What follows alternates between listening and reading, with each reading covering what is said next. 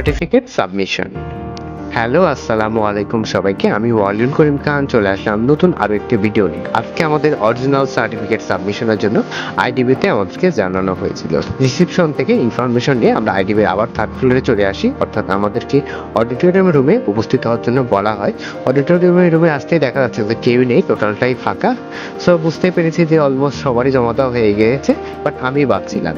So যেহেতু আমি একা, এই সুযোগে ভিডিও ক্যাপচার করতেছিলাম, অডিটোরিয়াম রুমের সম্পূর্ণ ভিডিও ক্যাপচার করতেছিলাম, যেহেতু কেউ নেই, টোটালটাই ফাঁকা এবং শান্ত।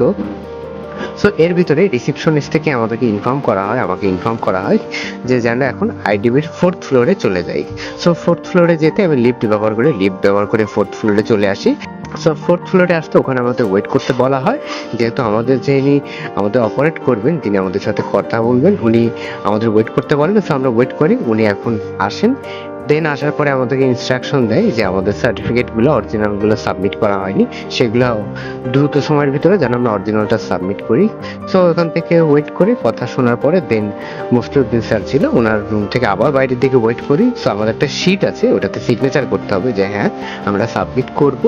যেহেতু অতি দ্রুত সময়ের ভিতরে আমাদের সার্টিফিকেট এসেছিল না, তাই আমরা সাবমিট করতে পারিনি। সো এখন আজকে এই পর্যন্তই ছিল। এখন টিএসপি সেন্টারে ব্যাক করবো আমাদের রেগুলার ট্রেনিং সেশনে অ্যাটেন্ড হওয়ার জন্য। সো সবাই ভালো থাকবেন, দেখা হবে পরবর্তী আরেকটি ভিডিওতে।